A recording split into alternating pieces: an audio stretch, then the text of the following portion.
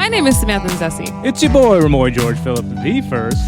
And this is Masculinity. And this is great because this is our first live recording. And it's actually amazing to have people, like lovely people in front of us as we're recording. Beautiful so, people. Oh my God. Thank you so Give much yourself for a round. being here. This is awesome. This is so awesome. So this is First Person Plural, and they've invited us here to talk about masculinity and fatherhood, which is a very apt subject matter for me specifically, because when Samantha approached me to do this podcast a few years ago, I was super excited to do this because as a child, I grew up in a household where I had an abusive father, physically, emotionally, sexually, and I made it part of my personal constitution at that age, like, I'm not going to be my dad.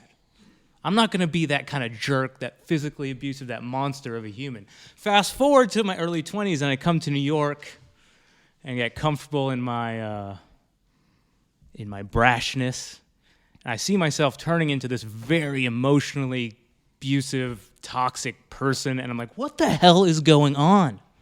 Why did I become this way, right? Yeah. And so then I started thinking to myself, well, it's not just my father. It wasn't my father per se, but there's something in this world, in this culture, in this society that's kind of enabling these, excuse my French, shitty tendencies in me to just live and exist. And so I think ever since then, and ever since I had that kind of understanding about myself, I wanted to challenge myself to be in a constant conversation with myself, and now with Samantha here, to kind of unearth what this thing is, masculinity. And we call it masculinity with the K, the mask, because we're trying to unmask this performance of masculinity. And we don't believe it's easy to have this be a gendered conversation, right? But we don't want it to be a gendered conversation because we believe it's this pedagogy, these social constructs that we condition us and then we all are susceptible towards. And it's not about race, it's not about gender, it's not about sexual orientation, it's about unearthing this mask and this performance of masculinity. So Samantha, why did you come to me with the genesis of this idea, and how did you get involved? Well, besides the fact that you're amazing. Well, I think the main thing that I was concerned with, the whole Brock Turner thing happened, and I was really livid. But then when I kind of had a moment to calm down, you know, really for me, I was just like, I gotta find out what it is that, like, why are we so okay with the fact that, like, men in general just feel very entitled to people's bodies and their lives in a way that's so unconscious that that we barely realize it, we barely do anything about it. And so, you know, once I kind of started to zoom out from the very, like, extreme examples of assault, I started to kind of take a look at my own life and having conversations with the men in my life, including you, right? And and really, I started talking about thinking about my father and my dad. I moved to the United States when I was 11, and my father has lived in France my whole life. And what was so clear to me in retrospect was that even though he lived in France and we were living in California, he was still the head of the house, and that his presence was always felt as the leader, even though my mom was clearly running the household, and she would uphold that and we would uphold that. And it wasn't until much later that I started to understand kind of what my notions of power, of leadership, and of weakness and strength come from. And it has a lot to do with that very specific kind of dynamic. And so to be clear, your dad wasn't even in the house. He was not, no. There was this presence of him being the leader of the house, the authoritarian of the house, and he wasn't even there. He was like 6,000 miles away. Yeah, and it was actually kind of crazy. And I think about that and think about just like having a conversation with my cousin and realizing that there's certain things that I've never seen my father do, like cry or anything like that. And so, you know, that's kind of what brought me here, among other things. No, I think there's some cultural traditions there. There's some social traditions in there that I want to put a flag in and come back to. The reason I want to come back to it is because I want to talk to my favorite podcaster of all time, potentially. His name's Mark Pagán. He's got an incredible podcast called Other Men Need Help. Wonderful. Super tongue-in-cheek response to what's happening in our society, but then taking that lens of what's happening in our society and throwing it back on himself. And he allows himself to be incredibly vulnerable and share some stories with us. And he's an incredible voice actor, too, and he makes me laugh and smile when I put my little earbuds in and put on his podcast. So go subscribe to it after this or right now. Download it as soon as you can. I have buttons. You have buttons, too. Buttons. If you guys like buttons, We should get buttons. We should definitely get buttons. You can put it on your jean jacket or just get a jean jacket. Mark, maybe we can talk about quickly how fatherhood has kind of colored, whether it's the podcast or your life or all of the above. Sure. Are we all, was this a sleepover? Because this is going to take a while. It's going to take... So this year, we're finishing up the second season, and my lead producer, who happens to be my girlfriend, she joined for this second season. And I'm not kidding. Like every episode, we're doing story editing for every episode, and she's like, "You have to remove this part about your dad." And I'm like, "Oh, it's snuck in again." And nearly every single interview, everything we do with men, every time we talk to men, even if it's a 5-minute interview or a 95-minute interview, the majority of these conversations will lead to some guy talking about how a father failed him or how there is a disconnection with his dad. So like really the show should be called Daddy Issues. Like it's not overt, but the whole thing is it's quietly embedded in there. My dad died when I was 14, so it's very on the surface that there was a large physical void, and he just wasn't in the house that much. And I grew up in a very, a female heavy, it was mostly women in the house. So it was constantly, every time a guy came in, it was sort of like, "Oh my God, come here, I want to talk to you." What's that, cufflinks? It's very I'm a heterosexual man. I've been embedded in that culture, and I find it all very mysterious. And I do the terrible things as well. I'm just as guilty of being a jerk and God, name it. But I still, even to this, I turned 40 2 weeks ago, and it's still, I walk around like, "That is really nice of you. Thank you." I was not expecting that. We can cut this now. So yeah, I still feel, I think it'll be a continuous thing. And I don't think I'm the only one, even though my father physically left this world. I think there's a lot of men and a lot of women too that are affected by whatever existence or non-existence the paternal figure or figures had in their life. Sure. And I think that's an interesting point, because to all of us who are at least talking here, we're talking about the effects, the mushroom clouds that our fathers left in our lives, right? And we're being thoughtful and potentially critical about that. But we had this art therapist named Matthew Nahum who came on our podcast last season, and he talked about this really incredible insight. And it's when potentially you're critical about somebody else's masculinity or the patriarchy that you're seeing, or the effects of the patriarchy being manifested in their actions, and you're critical of that, right? And you may call them out on that thing, and they may get defensive. And they have their right to their defensiveness. But one of the ways that they'll defend it is they say, "Well, this is what my father taught me," or "This is how I learned it." And so you're not only criticizing them and their actions, but you're also criticizing potentially their heroes. And they're the men or the people who taught them how to be masculine at a young age, and they get extra defensive for those people and that experience of learning. So I just want to talk about that for a second. How do we have a conversation where we can be thoughtfully critical and help each other be better about masculinity and deconstructing it, and also be aware of people's sensitivities around their fathers? It's tough. I can speak from experience. I'll talk directly about my dad. My dad he had the privilege of coming into the house. So my parents were married the whole time that my father was alive. But he worked a lot of time abroad, so he'd come home, and he was superhero, because he'd come home and be like, "Duty-free gifts," and he'd be like, "Oh my God, you're the best!" This mother chocolate. Totally. My mom had to be the one who's like, "Fuck, I have to discipline these kids," and you come back and give them gifts, and they're like, "He's the best," and it's like I have to, I have to deal with telling them how to do their homework and stuff like that. So and then he sort of, this is going to sound weird, but he had the benefit of dying at an early age where it's like, he had this like plaque of perfect fathering in a way, because he'd show up and have gifts and stuff like that. So it's taken a long time. The thing that I didn't really know, I mean, maybe I did, but I can't say officially that I did at a young age. But he's a philanderer.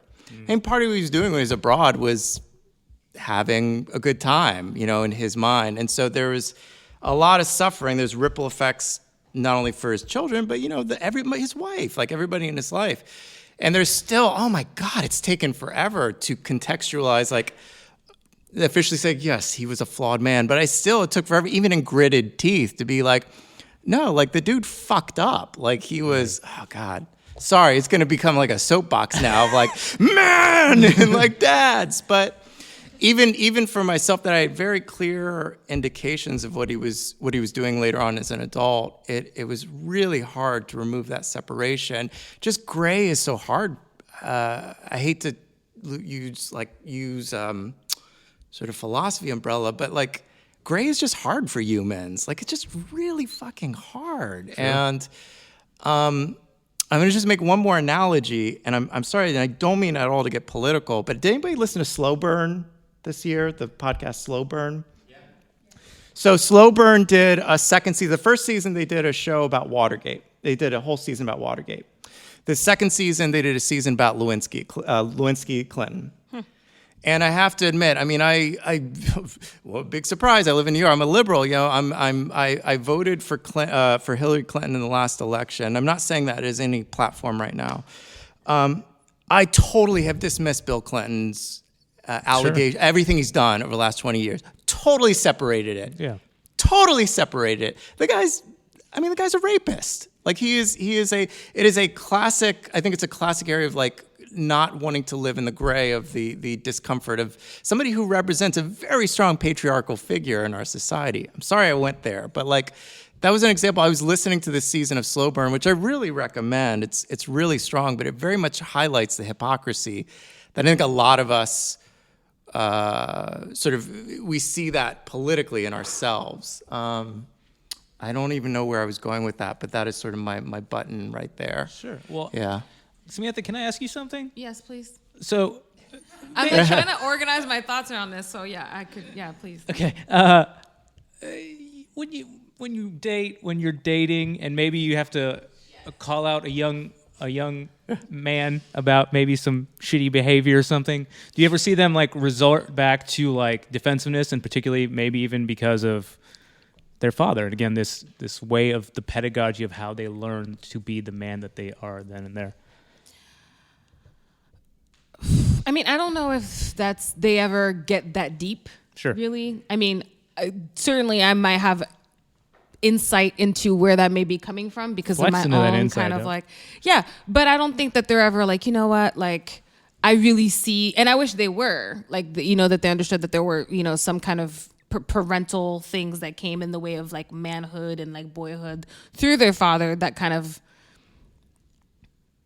colored like their behavior. But I think that a lot of times, this is something that I've had to check myself on as well, is like really developing a sense of agency that has me be able to, like, I talk about this all the time on the show, right? But it's like when I'm in my life, living and walking in my shoes, like it's not like calling patriarchy out left and right and like, when somebody doesn't text me, I'm like, oh, whatever, like you're, a symbol of like, the performance of masculinity. Yeah. No, I'm like, oh man, like, why isn't this working out with this dude? I thought it was cool, Like, I'm not. I had fun. Yeah, like, oh, you're not going to call me. And then there's those kind of the things of like expecting a man to kind of like act a certain way, and I have to check myself. Like I told you the story about like hanging out with some guy and being like, oh my God, why isn't he making a move? And then Remoy told me like, oh my God, I can't believe you feel that way.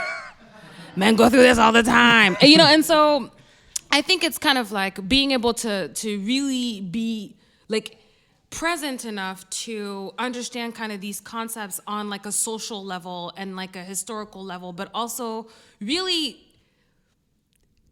practicalize them, if you will, like in the sense that like how do I actually apply this in my everyday life when I'm talking to my brother or when I'm talking to my boyfriend or when I'm currently single, but you know what I mean. You know what I mean? Like it's an exercise, I think, that requires a lot of presence, and I would say for anybody along the gender spectrum, but really women a lot too. Sure. What do you say to your brother? How do you talk to your brother? Well, I mean, You my have one brother is brother? like, I have 3 brothers. 3 brothers. There was an instance. So my youngest, my baby brother, is like the apple of my eye. He's like the loveliest. He's so sweet and cute. He's like 26, but I talk about him. He's like 8. But I love him, right? And I mean, I love all my brothers, but you know, he's the baby. And one day, you know, I was at his place. He lives in Ithaca, and his roommate texted him at like 3:00 in the morning or something because he hadn't cleaned. Like they were like, oh, if your girlfriend's gonna cook here or whatever, she needs like clean up or whatever. And he was like, oh my God, Adam's so pregnant. And I lost all semblance of shit that I might have had. Like, I was so mad. And I called him a little shit and was like, you're so ungrateful, and this is the reason why women have to deal with this, and mom put you on. I mean, it was like, I lost it. So I don't actually Does have he hear it? He heard, Good he had a question. moment. He's like really good at like controlling his like, you know, Yeah. surprise, right?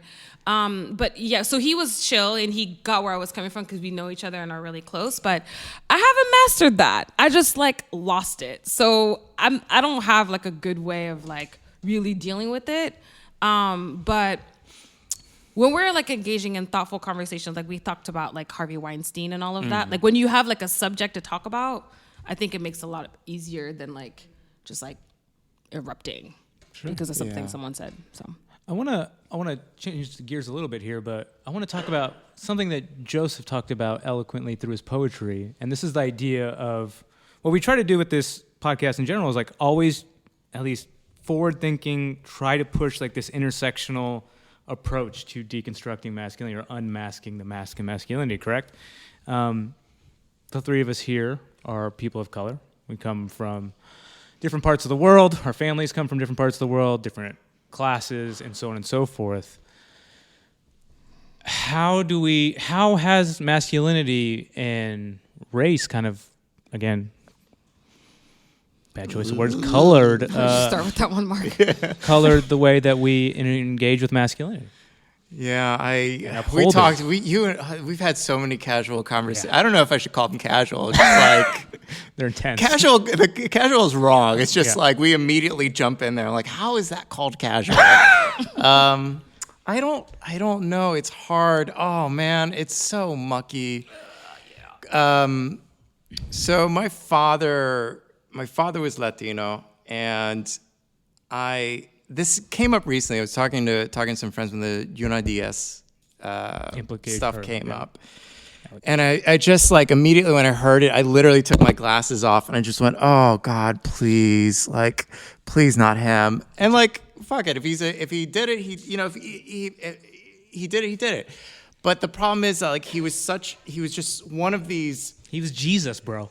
Well, he was like he was one of our like Caribbean icons of like tender masculinity, you know, and like Thoughtful masculinity. And thoughtfulness. And there was like, I'm sorry to say that, but there's like slight flaws in which I'm able to, and I'm not saying flaws that he did, but things that are like, okay, like if he was just a jerk to somebody, if I came and asked him for an autograph or something, I'd be like, I'm able to forgive that. But you have to, I don't know about you guys, and I know we've talked a little bit about this, but there is a level of freedom that's not given, I feel like, to men of color in order to fuck up. Like you have to be more pure than pure.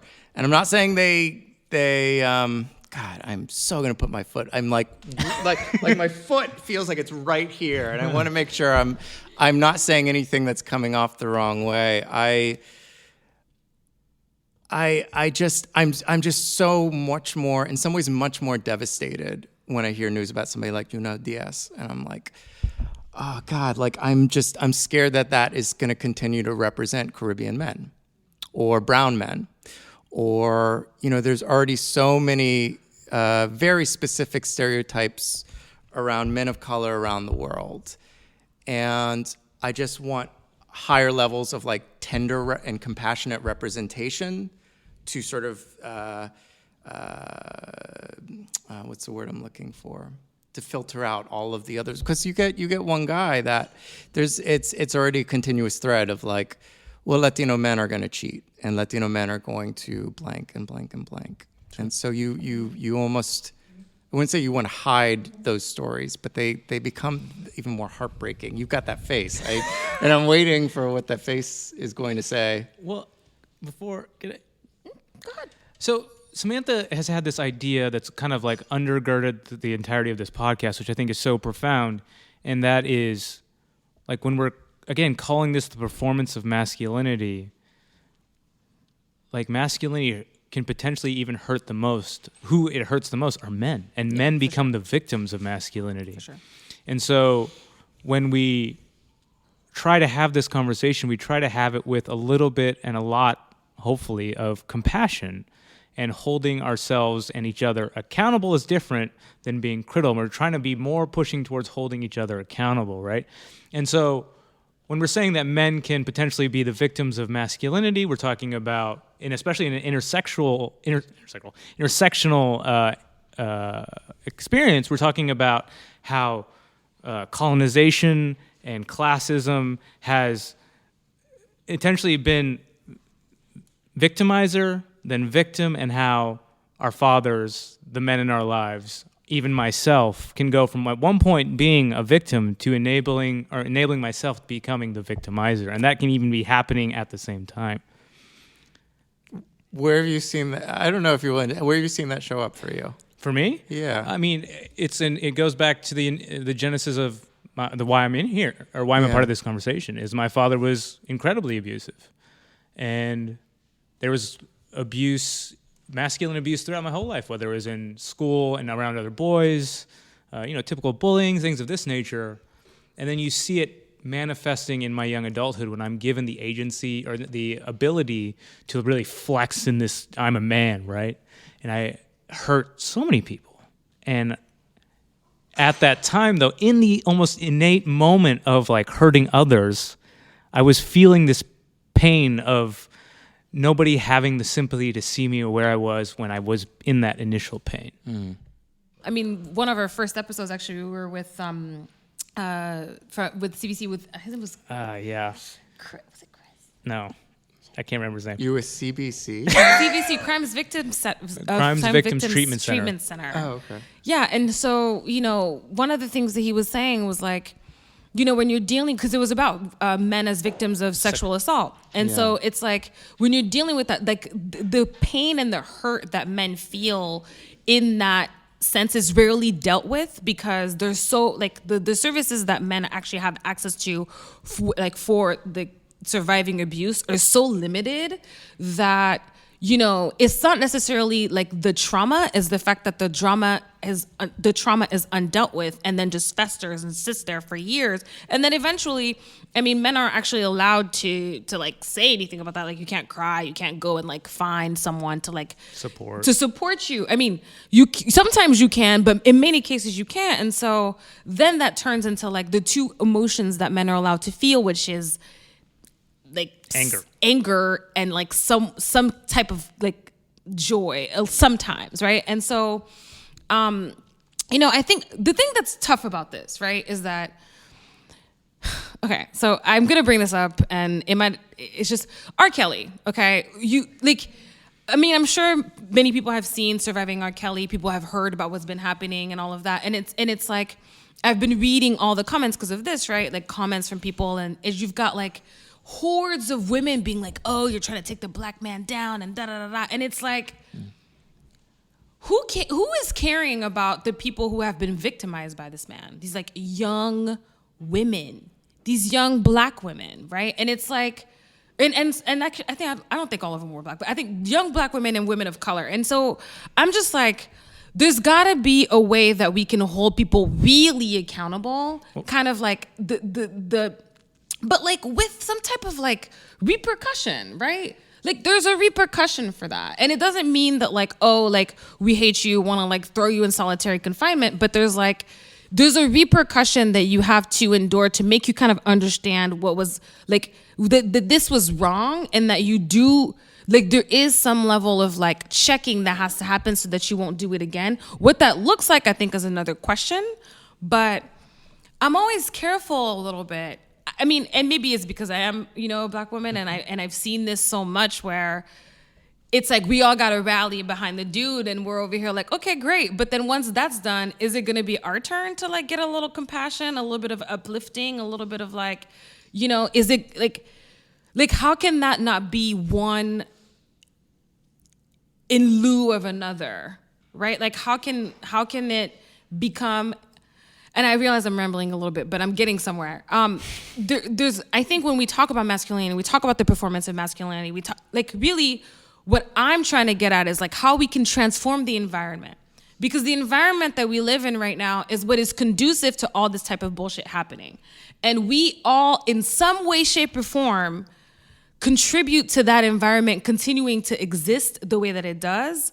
And what that really requires in order for us to transform it is to really take a look at the ways that we're complicit. Now, if we're talking about the performance of masculinity, there are going to be some people who are upholding the performance of masculinity, and there are going to be some people who are fucking performing it. And so I'm like, I can't be held accountable for performing masculinity if I'm not performing it, but I can be held accountable for enabling you.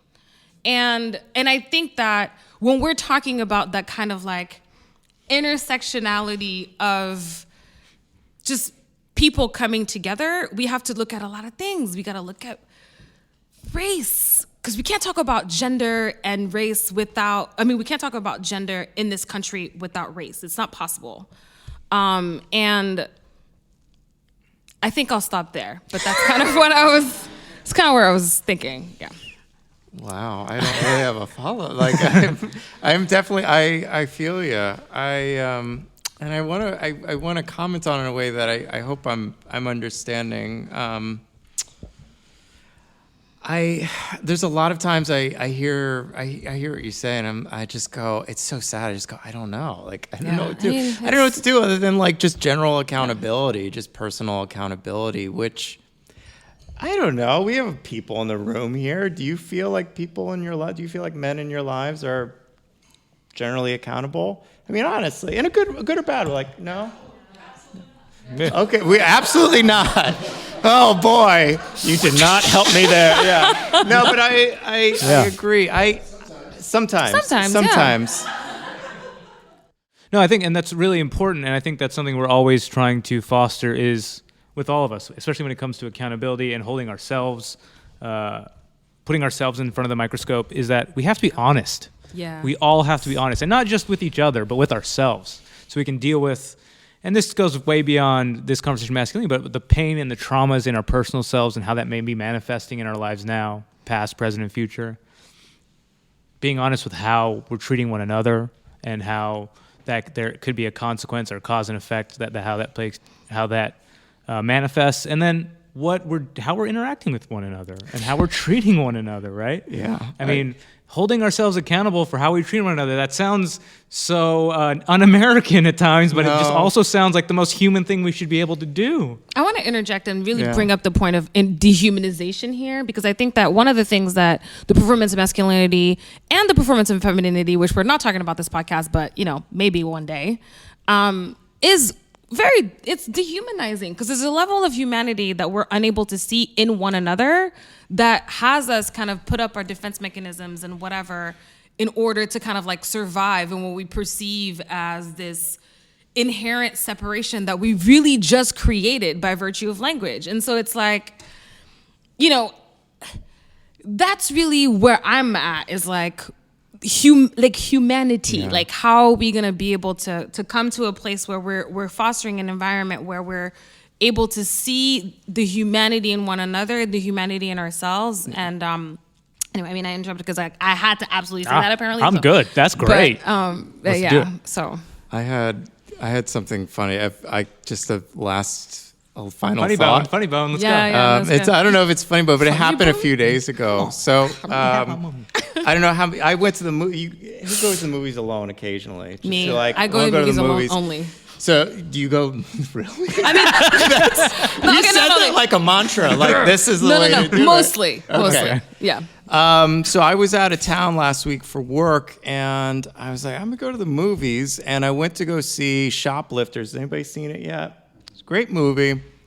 not here as a film critic, but it's a great film.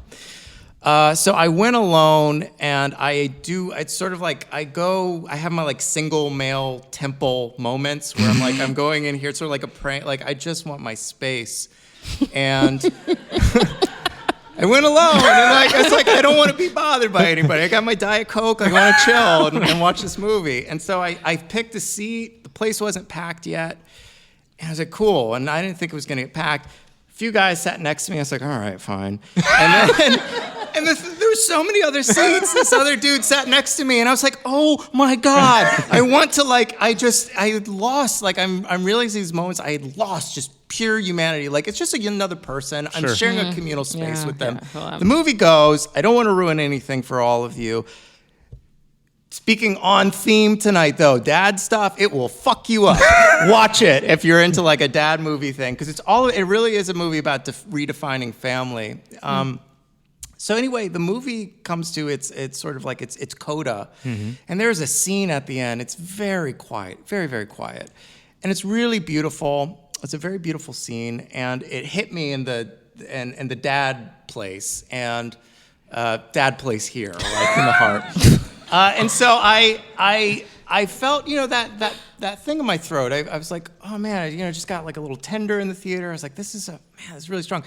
And I've never noticed myself doing this. I sort of did this, looking around the audience to see if anybody else was like sniffling or anything like that. And it was quiet. It was a quiet audience. Guy next to me, going into his pocket, reaches for tissues. Aww. And I was like, number one, this is very cheesy. I was like, this is why we go to the movies. But I was like, I left the theater. We had this very, very quiet moment together, and I was like, why am I so resistant for the fact that, number one, it's a single guy sitting next to me. He's probably the same sort of type that I am. I'm going to see a movie, a sensitive Japanese movie on a Friday night, And as somebody who labels himself like progressive and all of these things, why am I so resistant to that level of connection? Sure. Why am I so resistant to that level of whatever you want to label it? That is I don't know, that is my takeaway from a few days ago related to this sense of humanity. I feel like, with doing the show too, there is such a void of, I keep hearing from men, again, related to the father thing, like, I have such a void in my relationships with friends and things like that. And I see it too. And so it's like a lack of vulnerability. I think so. I think that's the simple label that I can put on it. But I think it's a start for me, is that like me saying, you and I have talked, like, I want to be your friend, or I'd like to spend time with you. Like that's profound sometimes for men or for adults to say. Yeah. And if we can just start with those simple acknowledgments of needs. Can I get a witness? Yeah. All right.